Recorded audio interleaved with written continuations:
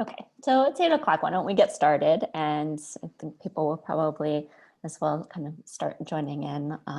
But I feel like we can just sort of get started. And if anybody has questions or comes in late and is missed something, when we can always catch up. So Alex, why don't you tell me about what you do and sort of what a lot of the questions that you're getting right now as an employment lawyer. This is a topic that I just felt like was super relevant to what's going on right now in the world. And that almost all of my clients and almost everybody I know has some kind of question about this. Whether they're an employee, whether they're an employer, whether they're parents, whether they're not parents, that there are just so many issues and so many challenges right now that we're all dealing with. And I felt like would be really great to have you on and just give a little bit of insight about what the legal framework is for these types of issues, and some guidance for the people out there.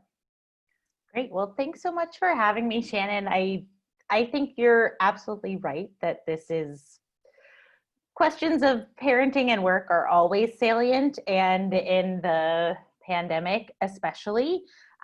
So who am I? My name is Alex Burke. I am an attorney practicing in New York.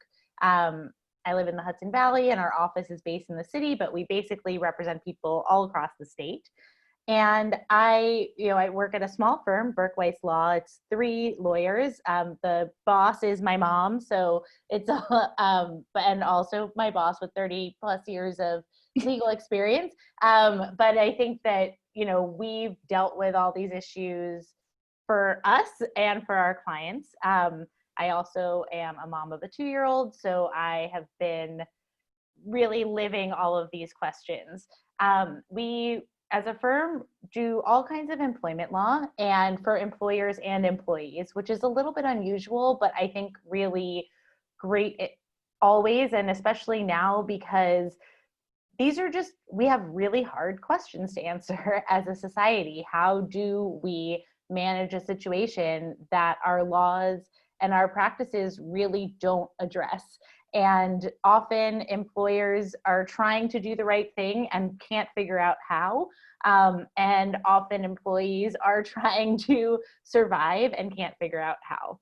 So, we have been operating a free legal consultation practice kind of every week. I probably talk to 6 to 10 people, and that's been happening since March, on top of course, my usual clients.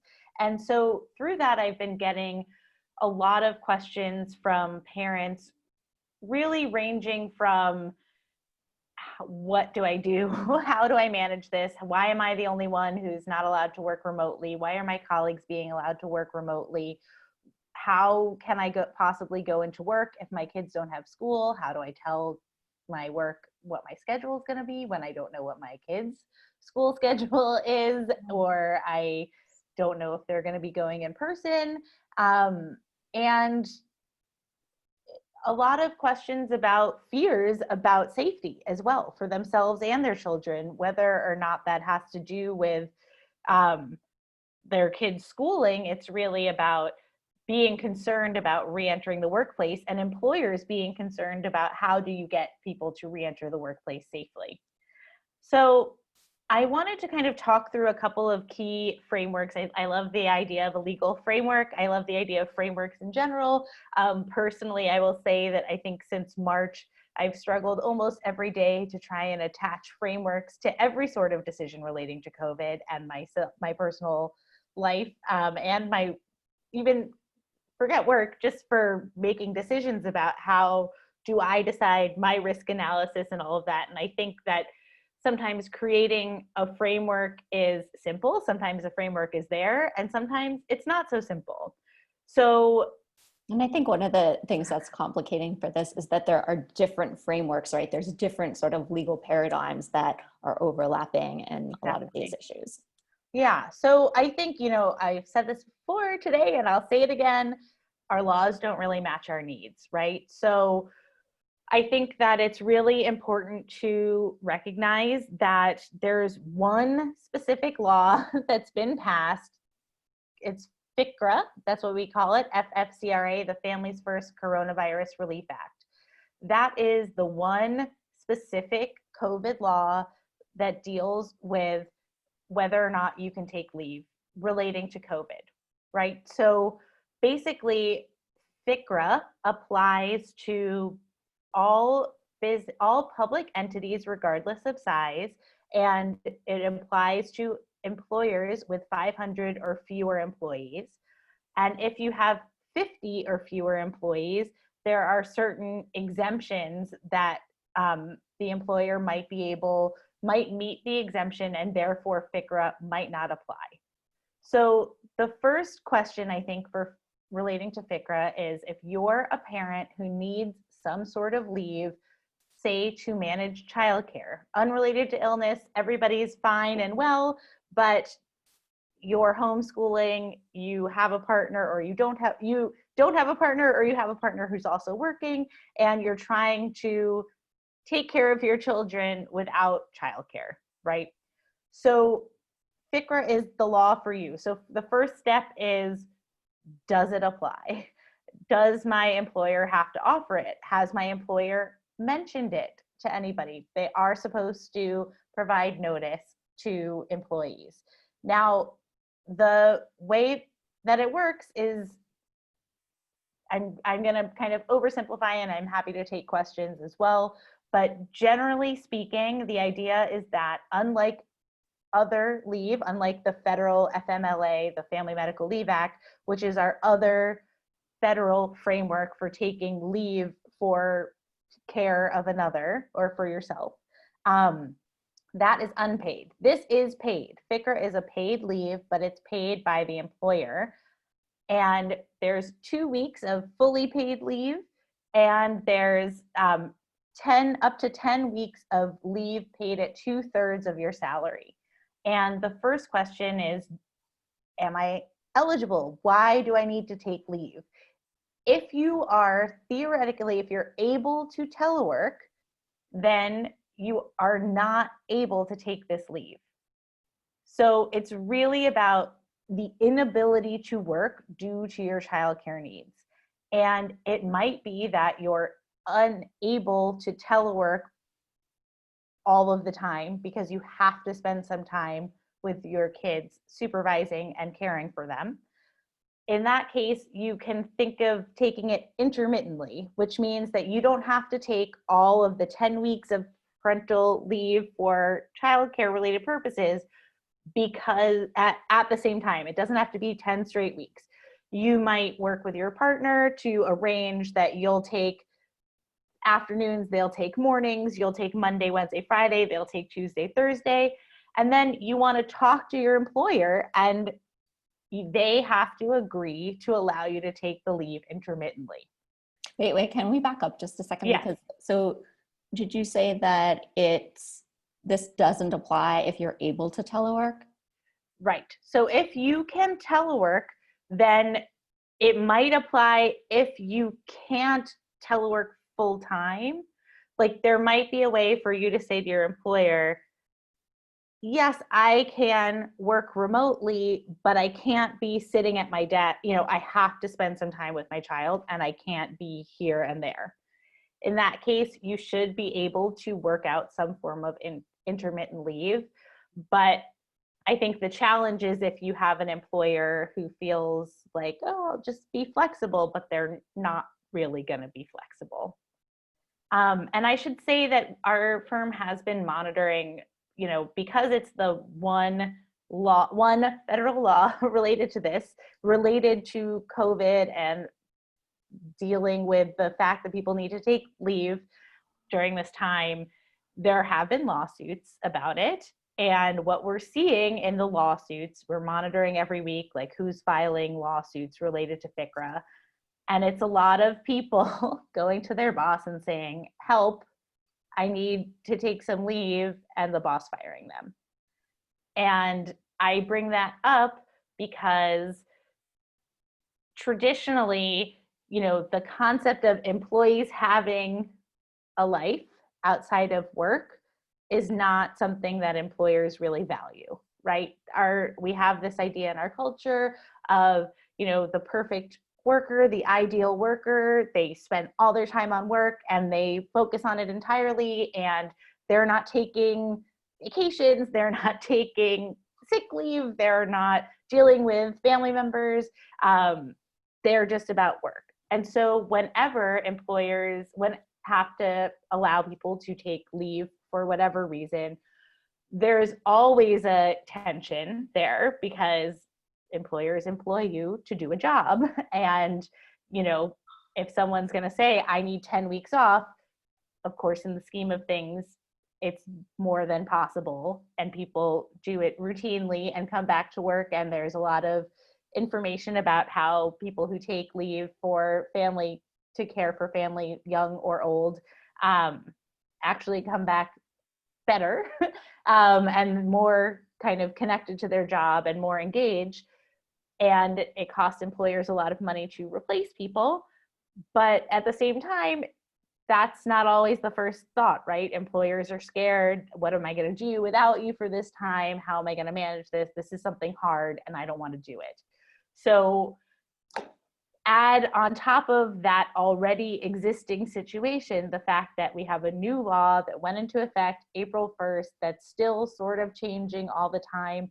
They just changed because there had been an exemption if you worked at a healthcare entity. It did not apply. This law did not apply to you. The New York State Attorney General sued the Department of Labor, and now it does apply to those who work in a healthcare facility not providing healthcare services. So in the beginning, I was getting a lot of calls from people who, maybe they're a fundraiser or a biller or just a back office person in a medical facility, and they were being required to come to work and told that this didn't apply. As of September 16th, it applies. So I bring all that up to say some of this is, I've seen a gamut of people's behavior always, and especially during this time, and some of it is ill will, but there's also a lot of genuine confusion about what is this law? What do you mean I have to pay you? I've never had to pay for this. And employers are going to get a tax credit in 2021 for what they pay now, but you might not have the funds now to pay. So, right. No. So that's kind of generally FCRA. If you have issues with your child, if you need to care for your child or manage remote school, that is the first thing to wonder about. Does this apply to you, and how can I communicate with my employer about it? It also applies if you get sick or need to be quarantined as a result of being exposed to somebody who is sick. Okay. And do you have like you don't need to have like a sick child or anything like that. You can just, everybody can be healthy, but you have home to homes, not homeschool, but oversee remote learning. And that could still be a valid reason that you can take this leave. Yes.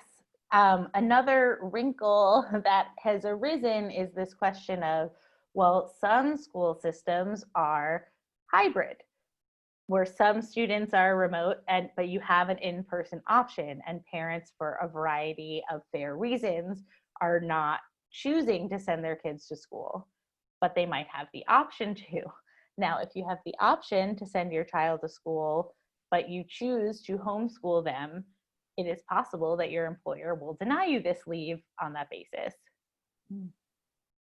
Okay, so that's good to know. And we don't even know all the time of if it's going to be remote or if it's going to be in person. It seems it's like changing all the time. Yes. And I would assume that if you have no choice over the matter, whether it's remote or in person, then you should be able to take it. But again, this has been in place since April 1st. It's up to 12 weeks. We're well past that. Right. It's not being extended. Congress isn't doing anything else. So, how this is, this is not the best protection that we as Americans could ask for. Okay, so if you've extended all of this FCRA leave, and you still have a child who is doing remote learning because they don't have in-person school, what are their options?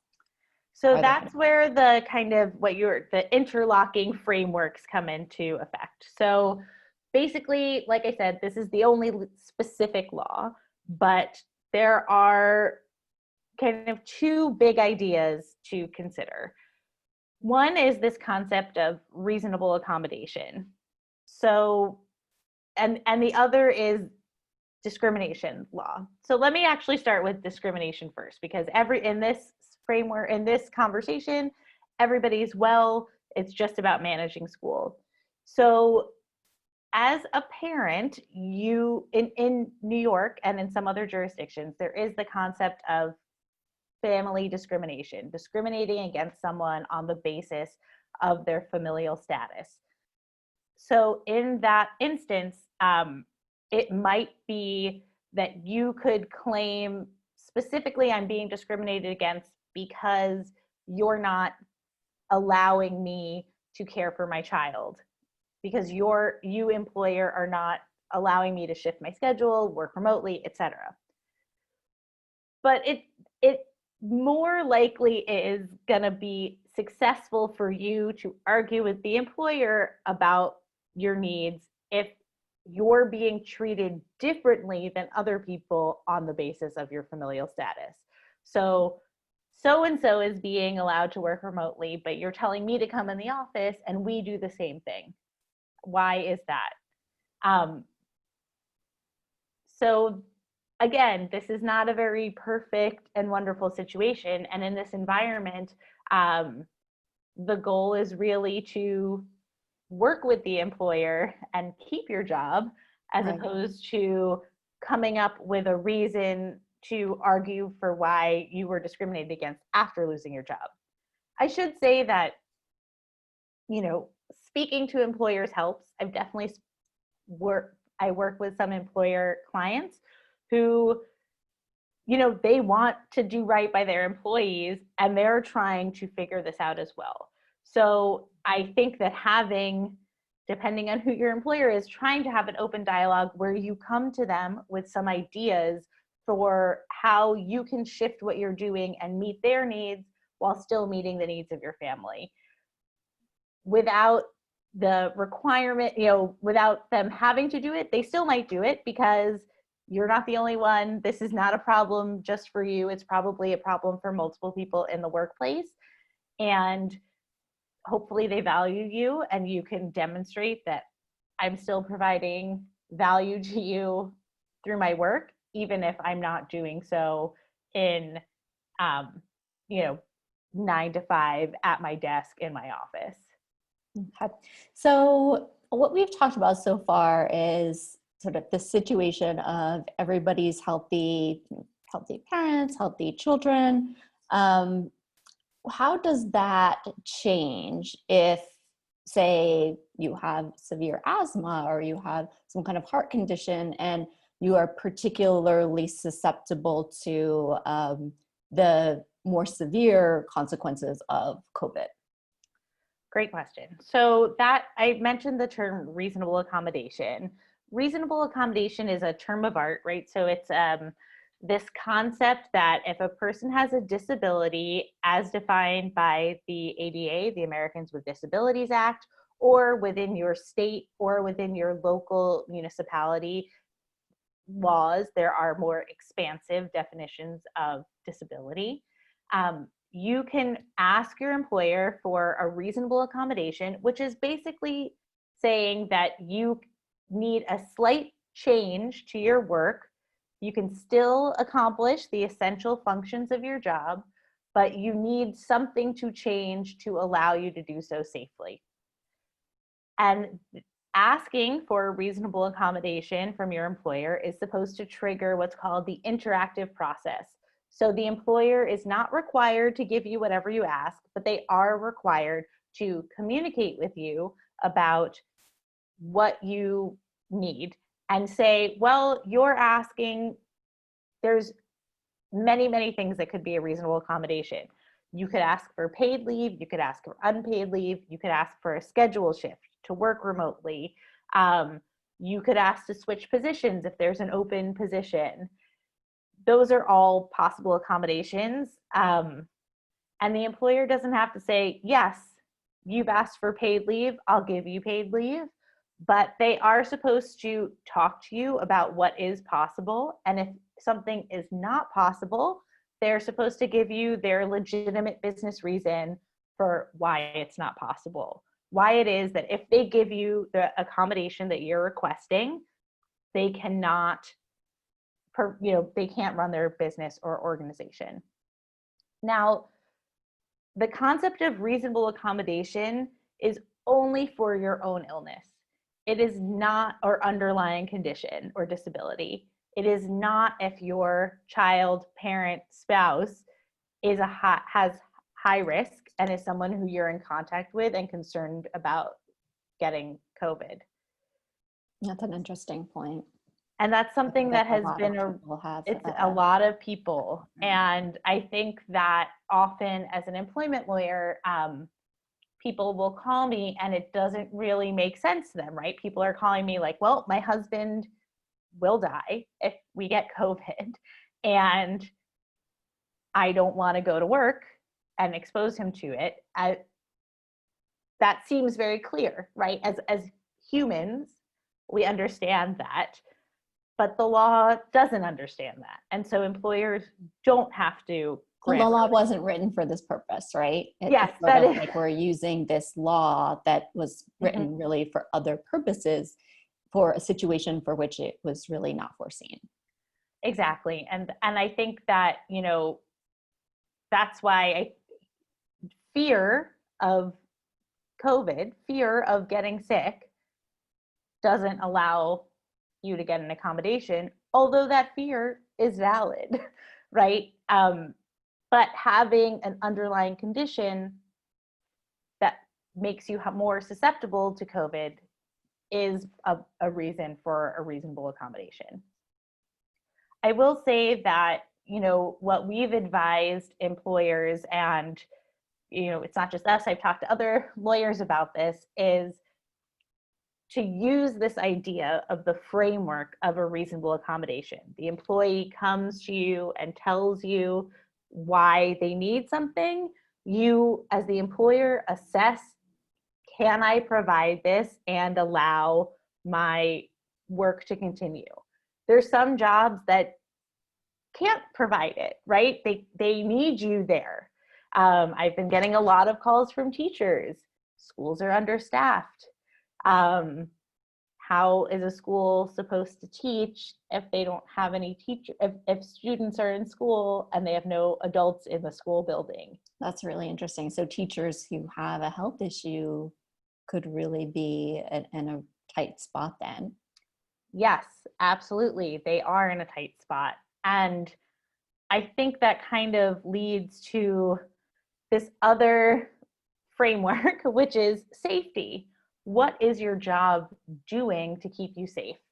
At the beginning, it was very. So if you have to go in, then this is sort of like, then what do they need to, like, what are you entitled to in terms of safety precautions?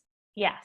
And there are, again, different requirements. So the CDC has released a lot of information about what businesses are supposed to do, and including different kinds of businesses and workplaces.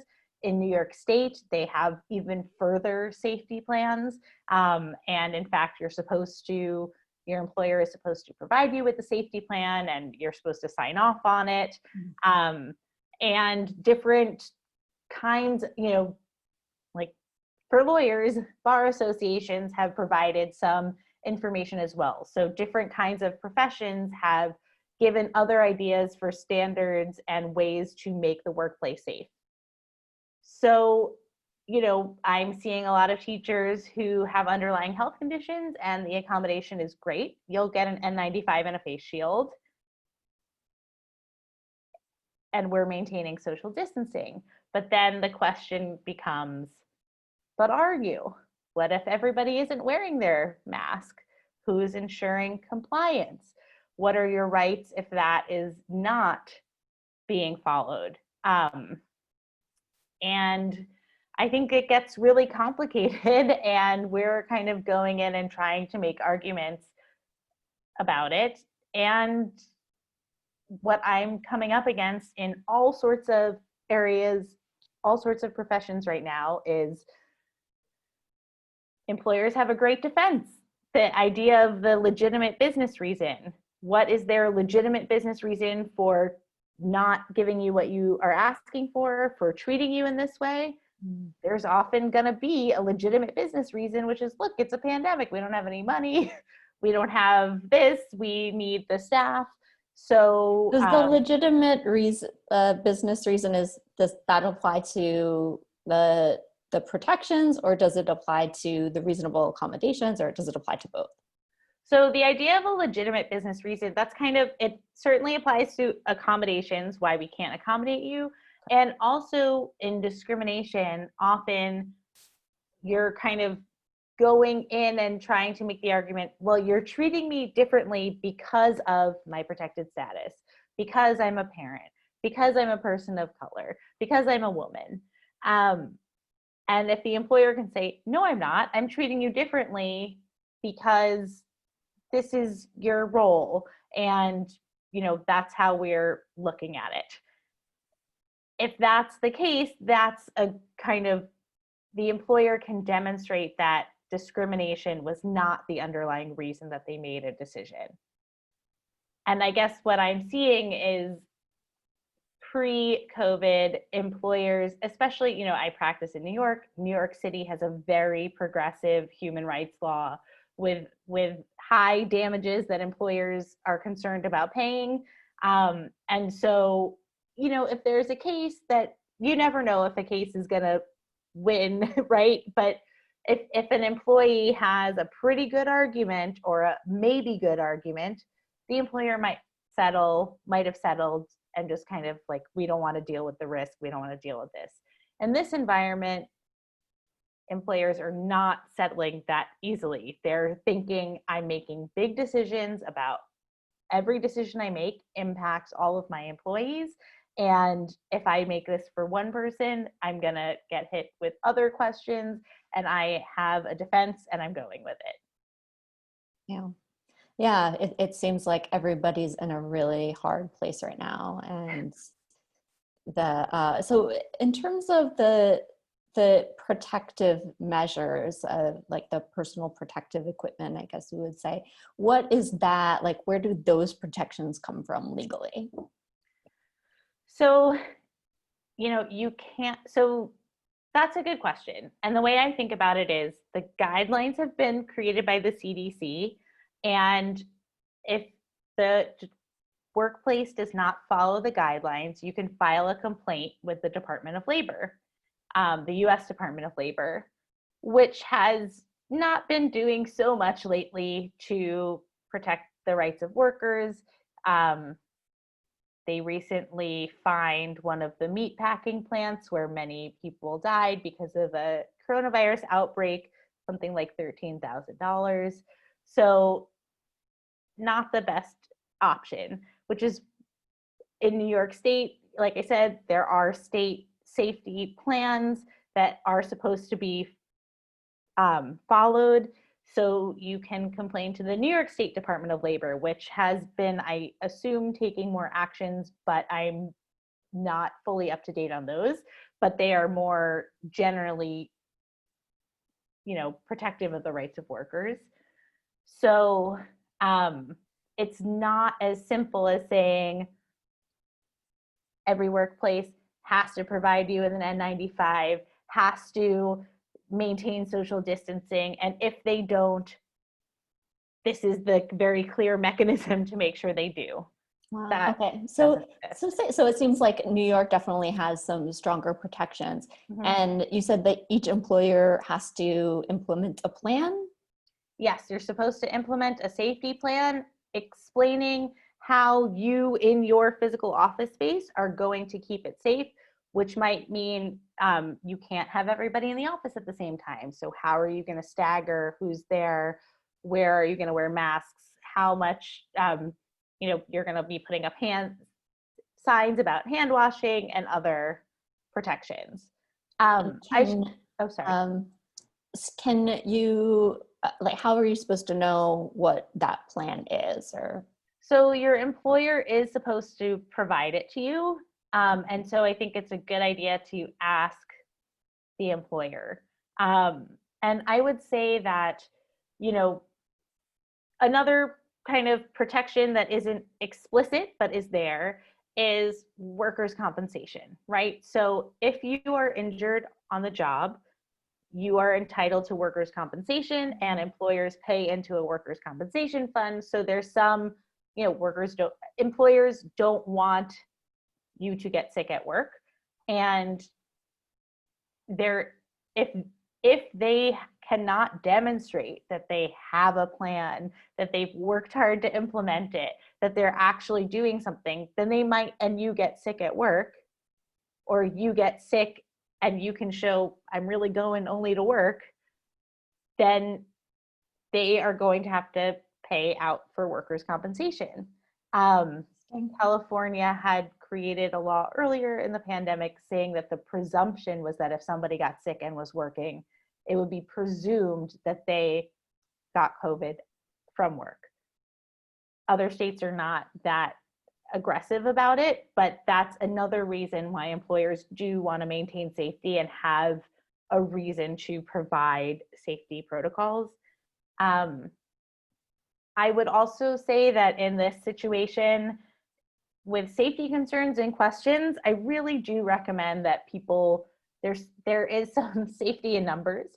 If you talk to your colleagues and band together to raise questions to the employer, I think that, like I said, there really is a lot of room for people genuinely trying to do the right thing, and it's difficult. You have a school building full of teachers, and some of them don't wear their masks, or a building full of anybody, and someone at work doesn't wear their mask. Who's in charge of talking to that person? In New York, you're supposed to say in your safety plan, like, who is in charge of talking to that person? But that's a very real question, and one that is probably better addressed as a group of colleagues saying, we're here, we want to work, we want to be safe, here's the things we're concerned about, like, how can we figure this out? As opposed to one lone employee sounding the alarm and kind of trying to make, right, make a complaint. So I think that's really great advice in terms of, if there are issues at the workplace, to talk to other employees and both to kind of see if everybody is experiencing this, and also maybe come up with ideas of what the employer can do to address it, because I think that makes it a little bit easier for the employer and easier for you to say, it's not that hard, like this is all that we need, really. And right. And if it's reasonable, I think a lot of employers would hopefully want to do that. So, and often, and sometimes maybe they're not even aware of other people aren't wearing masks. It's like they are having to police everybody all the time. So I think it's a really tough spot all around. So this has been really great, and I don't want to take up too much more time. I just want to go to questions. So if anyone has questions that they want to ask, they could just put it in the Q&A box, and we can address it. And I have one other point that I wanted to make that I can hold. Oh, sure. Go ahead. I might. So, I think that the question, most of the people who call me, it's been a big deal for them to think about calling a lawyer. They don't plan to call a lawyer, they don't want to call a lawyer. And I just want to make the point that calling a lawyer does not starting a lawsuit. I talk to people all the time and I never talk to their employers. I just hear from them what's going on at work, and I give them ideas specific to their workplace about what they can do to advocate for themselves most effectively. And they can call me back if they need me. And many times they don't need me. Or today I got the joyous email, which was, they agreed to everything you suggested. That's my dream. That's wonderful. So I think that, you know, if you're looking around and feeling like either I just don't know how I'm going to do this, I'm trying my best and I feel like I'm failing, which is something that a lot of parents are feeling right now. You can call a lawyer and kind of check in. And oftentimes I said, I'm offering free legal consultations. There's many plaintiffs lawyers you can find through the organization NELA, NELA, in every state. Many people offer free consultations. And in this environment, we're just trying to kind of help people figure out what to do. So ideally, you can create a way to communicate with your employer about your needs safely before anyone's trying to, before you are fired. And at the same time, I should say that if someone is terminated for any reason, there's often ways to negotiate. Now, if they're doing a mass layoff or, what's called a RIF, a reduction in force, if multiple people are leaving because of business reasons, you have no right to severance. You might not get any severance. But sometimes there's things that can be negotiated for yourself, like, what am I going to tell people about how I left? What are you going to say about me if somebody calls? If you have a non-compete that prevents you from working elsewhere, can you negotiate your way out of that? So I think that it's a good idea to kind of take some time to speak to someone and just think through your ideas. And that doesn't mean that you're doing anything more than having an hour, or the free consultations we're offering are 15 minutes, and I'm frankly getting a lot done in that time with people. And so I just think, we're all in unprecedented times, and it's not wrong to not know what to do and to think through it with somebody else who's seeing it more often. Yeah, I think that's really great advice. And I think a lot of times people are really reluctant to talk to a lawyer because they feel like, oh, I don't want to cause problems and things like this. But it's almost, sometimes it can be a way to avoid problems because you're addressing it and you're getting some good advice in terms of how to handle it and how to deal with it from someone who has seen these situations many, many times. So I think that is a great tip for anyone listening.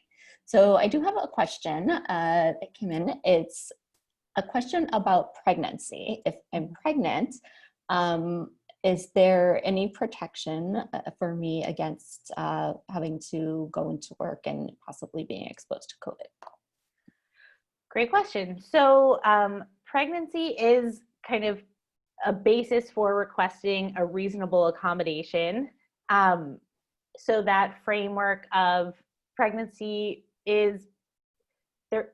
My understanding is that there's not clear data about anything right now, but there is some data that if you're pregnant, you might be at higher risk if you get COVID, or it might affect your child. And there I think is a general understanding of requesting that reasonable accommodation.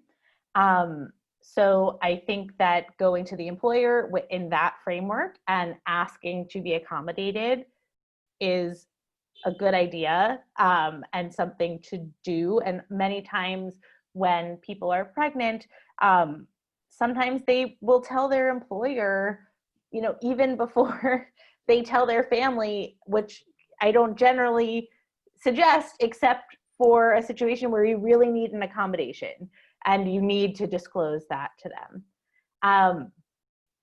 Does that mean that if you're pregnant, you're immediately getting a reasonable accommodation? No, it doesn't. But I think that it's worth starting that process with the employer. Okay, that's really helpful. question about if I have, and this might be beyond the scope, but I'm not sure of sort of your expertise, but I'm not sure if maybe you have, you've talked to people, have ideas about maybe a solution to this. If I have to go into work, what is the best thing to do with my kids if they have to do online schooling? That's a great question. You know, I think that I think the first thing is your kids have to be safe and taken care of. And I did have someone mention to me the other day something that I had been in my mind, which is for a lot of people, it's a very real concern that if you leave your kids alone, someone will call Child Protective Services and you will enter that system. And that is especially true if you are a person of color in a major metropolitan area. So I'm sure that people are doing all sorts of things. I myself, as a mom and as someone who cares about these issues, did start a pod with other families at the beginning of this time. I will say that the concept of a pod is a word that no one ever really talked about and now seems to be one word with many meanings. But what I'm saying is, how do you work with your network of your support network to try and get some coverage so that you can support each other's kids and families? So that's an option. I think that there's a reason that some schools and some daycares are, have been open for essential workers, and some places have remained open. There's a reason that au pairs are, no one can get an au pair anymore, not just because there's some immigration problems, because a lot of people have realized I need another set of hands. I think that this crisis has really, in so many ways, made clear a lot of the fissures and challenges in American society. And one of those challenges has been that we do not act communally, and things are not, every time someone is pregnant or sick or something, it's like they have to learn it all themselves. It's like nothing, every person who has a kid has to figure out their childcare situation as though they're the only one who's ever done it, where actually it's a problem that millions of people have and try and make work. So I have no great answer except that, as it is in the workplace, it is in life. There's safety in numbers, there's safety in community, and there's mutual aid societies cropping up all over the country in big and small communities. I would reach out to mutual aid and see if you can find someone to volunteer to watch your kids. Yeah, I think, everybody has to do whatever they can, but I think your suggestion about a pod or coordinating with other parents who might be in a similar situation and trading off, having the kids schooling in their home, that might be a good idea. And I think a friend of mine who has to go into work, she was able to have her kids at the Boys and Girls Club to oversee the schooling. So that might be an option as well. But I think this point about it, really parents are kind of being left on their own, and they have for a long time, but this is really it's really like stretching, really pulling at the seams, I think, at this point. And there was one statistic that I read that was just shocking to me and it really revealed, or sort of put a very fine point on the lack of attention and lack of resources that we provide to parents. And that was that the amount that was given from the federal government to Delta as a bailout or support, and whatever the merits of that are to the side, was greater than the amount given to all of daycare for this issue. Well, And there is so a child care bailout bill in Congress, $50 billion for child care providers that is awaiting action. yeah, okay. That's but good. that's something that people. But that seems like even the small, is that not a small amount? It seems like not enough. I doubt it's enough. I mean, yeah, this is, you know, it is confounding how little we've done to support each other, and how little support we've gotten as parents, as working people, from our leaders. And I think if it doesn't kind of radicalize you, maybe that's okay. But Not, it certainly has my this blood. is not a radicalization program, just to be clear.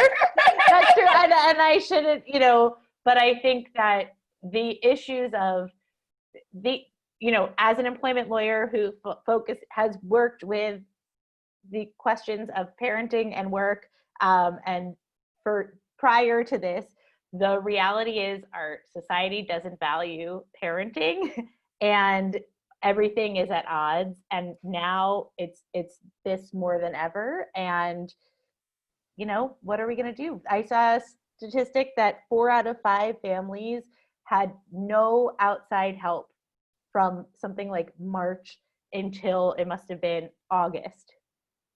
I mean, and I think it's been even harder because a lot of the support that is coming from a lot of parents have, probably including you, is they have their parents, right? Their grandparents that are helping out.